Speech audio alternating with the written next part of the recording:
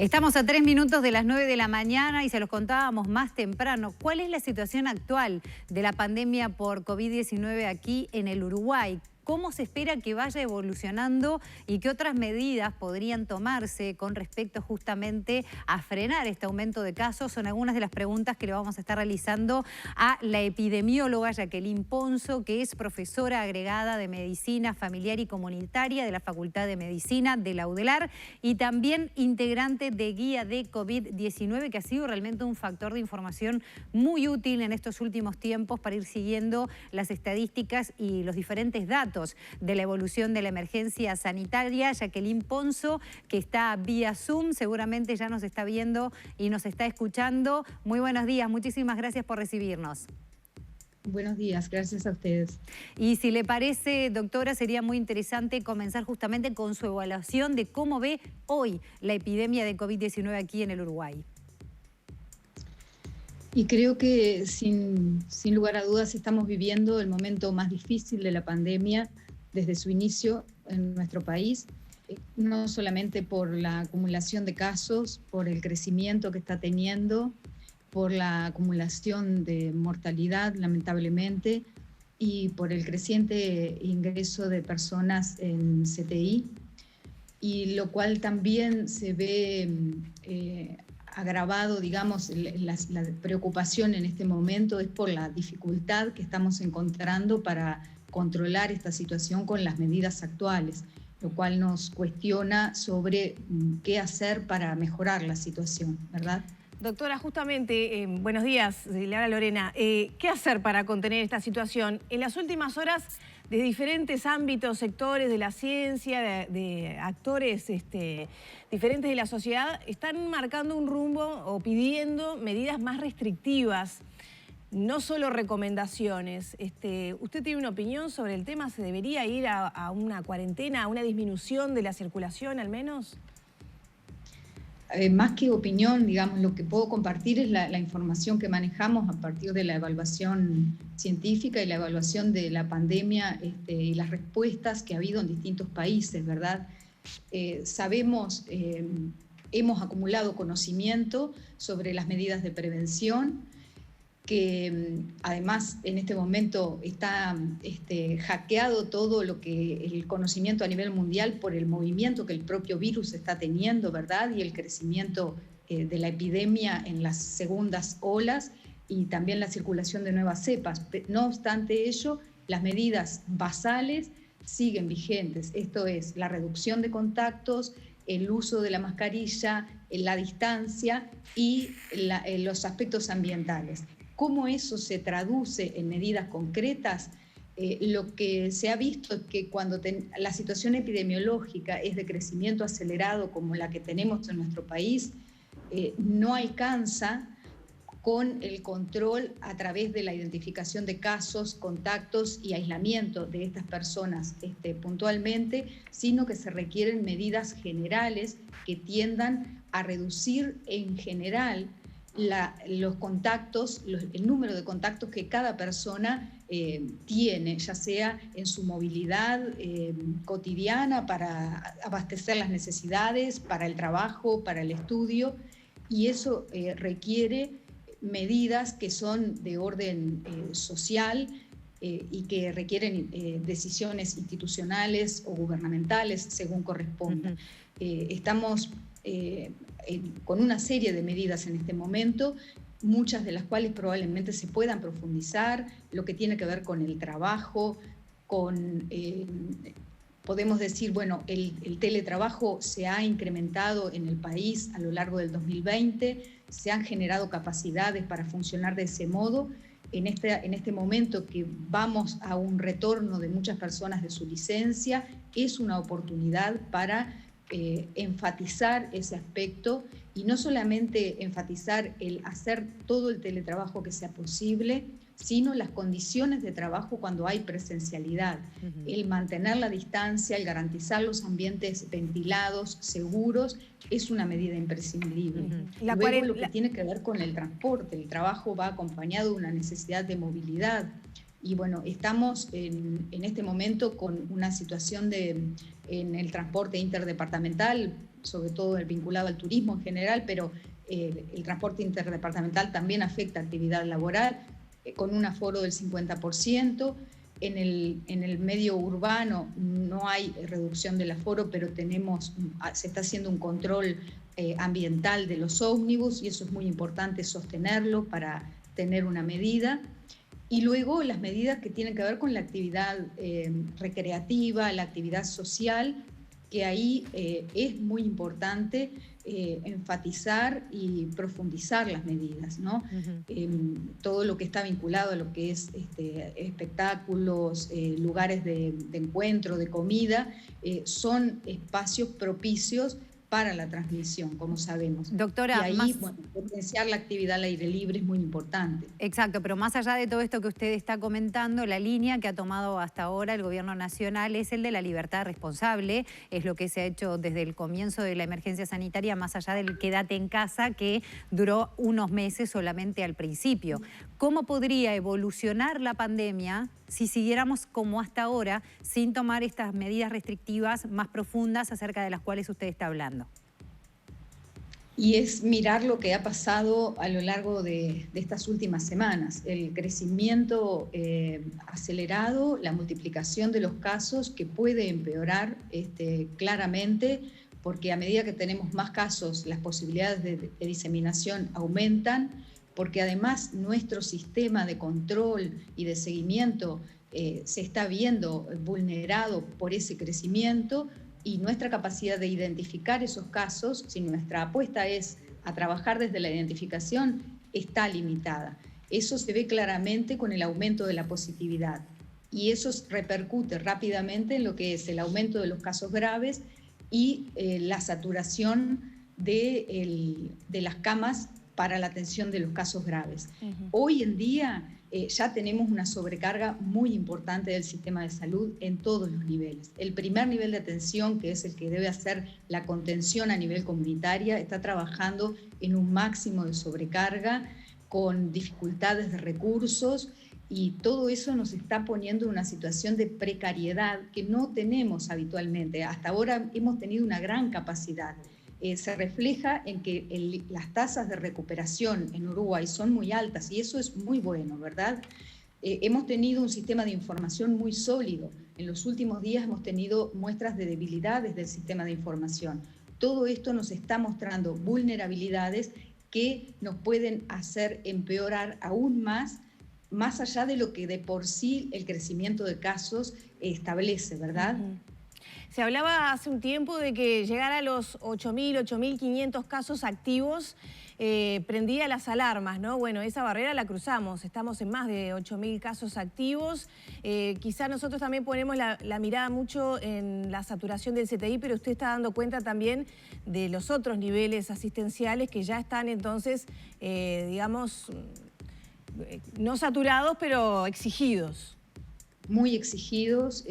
Yo trabajo en el primer nivel de atención, estoy en contacto con mis colegas que trabajan en ese ámbito. Se está trabajando con una exigencia muy alta. Hay personas que están de licencia por ser personal de riesgo, hay personas que están con licencia reglamentaria, hay personas que no se han podido tomar licencia por esta situación o que tienen una licencia reducida, y lo cual lleva a trabajar en condiciones que no son óptimas. Y no en todos los casos se hacen relevos de personal cuando hay licencias. Esto nos debilita mucho las posibilidades no solamente de control de la pandemia, sino del cuidado de la salud en general, de las repercusiones que la situación de pandemia y de aislamiento en los casos y contactos requiere, sino el seguimiento, la identificación, y el personal de salud en sí mismo, ¿verdad? Que también es un grupo de la población particularmente vulnerable y afectado también en este momento. En cuanto a los números, ¿hubo algún cambio en el desarrollo del crecimiento? ¿Se están acortando los tiempos de duplicación? ¿Qué advierten ustedes en base a la información que vienen relevando? La aceleración, digamos, justamente se produce, digamos, se muestra en ese tipo de indicadores, ¿no? A ver, es importante destacar que estamos en un momento, del punto de vista de los números a nivel general, que todavía Uruguay, con estos números que tiene de los mejores indicadores de la región en términos de casos acumulados y en términos de mortalidad. Cuba y Uruguay tienen los mejores indicadores de Latinoamérica en este momento. Y esto es producto de las capacidades que tenía Uruguay instalada, del sistema de salud, de la población en general, de su nivel de educación, de ingreso. Todo esto se va debilitando, ¿sí? Y empezamos a perder ranking en estos buenos indicadores, ¿sí? Y eso se muestra en ese crecimiento acelerado, como decíamos.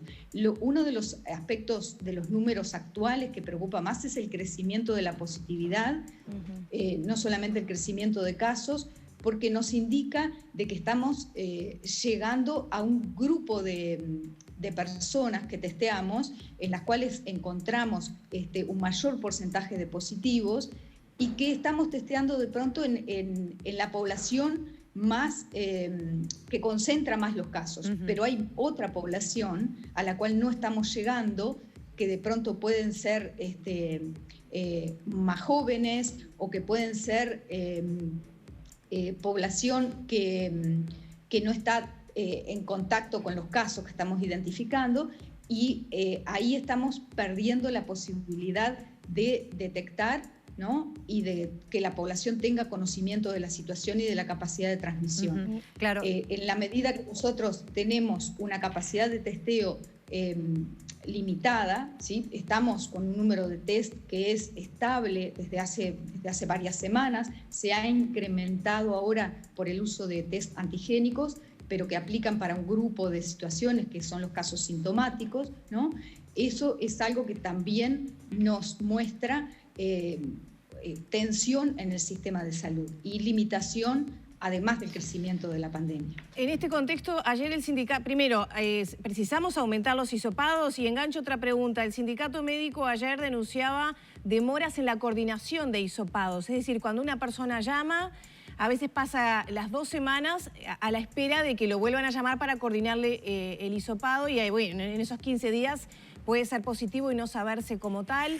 ¿Usted advierte situaciones como estas? Ellos denunciaban que ocurre en el sector público y privado. Constantemente esta situación la estamos viviendo desde diciembre. En el primer nivel de atención es un problema muy serio que estamos sobrellevando con mucha dificultad, porque eso genera no solamente el retraso que se comprende claramente cómo afecta a la pandemia, sino además los problemas que genera para la vida doméstica, para las personas que tienen que aislarse. Los plazos de aislamiento se prolongan muchísimo, y eso además reduce la adhesión de las personas a las medidas. Es necesario en esto sentir que todos estamos con el máximo de esfuerzo puesto en el mismo sentido. Si yo tengo que hacerme el hisopado, me dicen que tengo que quedarme en casa y luego tarda una semana en llegar el test, eso vulnera todo el proceso, ¿verdad? Esas situaciones lamentablemente se están produciendo desde hace varias semanas y son parte del problema que se refleja en los números de hoy. Claro. Doctora, usted cuando hablaba de medidas, por ejemplo, restrictivas, en algunos casos, en algunos países se aplicó que se llevaron a cabo solo en puntos críticos, como podría ser, por ejemplo, ahora Montevideo, Rivera y Rocha, por poner un ejemplo. Algo de ese tipo, más localizado, siendo que no fuera general, ¿también serviría? Y sumo también a lo que decía Lore Bomio, que además de esos retrasos, a veces hay quienes, se ve mucho en redes sociales, consideran que se están haciendo menos test de los que serían necesarios, pero no por de repente falta de capacidad, sino porque, esa es la pregunta, ¿por qué de repente no crece el número de test que se realizan diariamente cuando sí crecen los casos? ¿Es que es por ese tapón en cuanto a la realización? ¿Es de repente porque no se necesitan más? ¿Se está cubriendo con todos los que son necesarios realizar por día, más allá de esa demora diaria? Digamos, desde la práctica lo que identificamos es esto, es que no hay la fluidez deseada en muchos casos, y esto nos está hablando de la capacidad que está topeada o que está en tensión, ¿sí? Y que necesitamos mejorar nuestra capacidad de testeo, eso sin duda.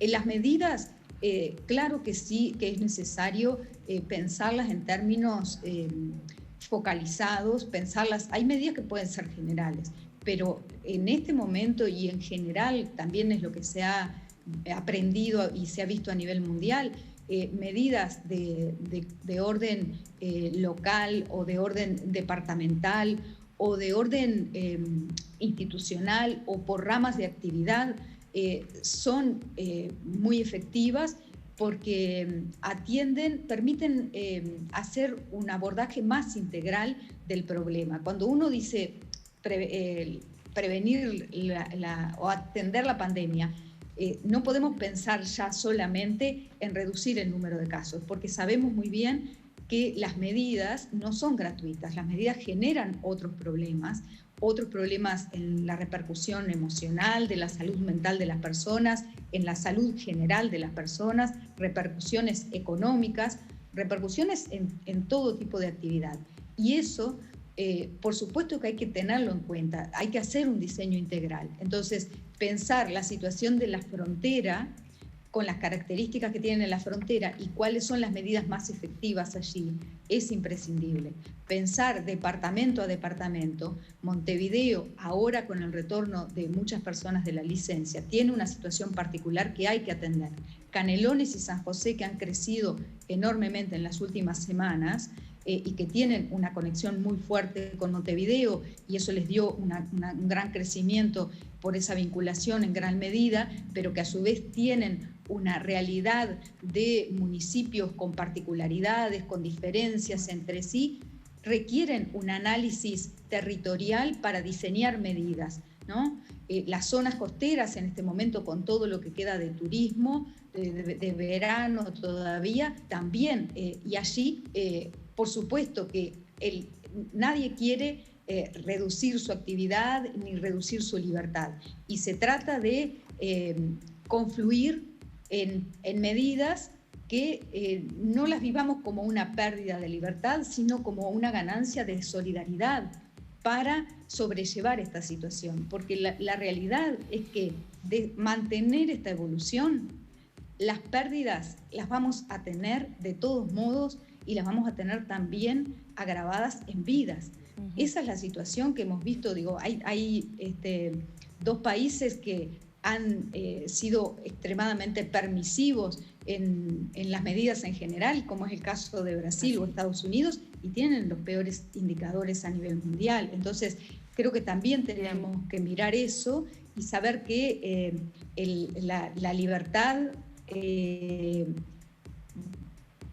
va unida a un concepto social en este momento, colectivo, y que tenemos que pensarnos colectivamente. No es toda la responsabilidad en el gobierno central. Cada uno de nosotros, cada una, tiene un ámbito de responsabilidad, que no es solamente el doméstico. En cada ámbito de actividad que tenemos posibilidad de incidir para que las medidas progresen en este sentido. Creo que había una dificultad también por todo el tiempo que estuvimos bien para asumir que realmente en Uruguay nos podía pasar esto. Y bueno, ya nos está pasando y es momento de que tomemos conciencia y definamos acciones en cada ámbito que podamos para que esto se pueda controlar. Y por supuesto que con compromisos de los niveles de tomas de decisiones mayores, como son los gubernamentales, por supuesto que también. Muchísimas gracias, no doctora. Solamente, eso me parece importante. Muchísimas gracias por estos minutos con Arriba Gente. Ya la invitamos para las próximas semanas porque nos quedaron muchos temas para hablar. La vuelta de clases, que ya uno cuando nos queramos acordar la tiene la vuelta de la esquina y tantos más.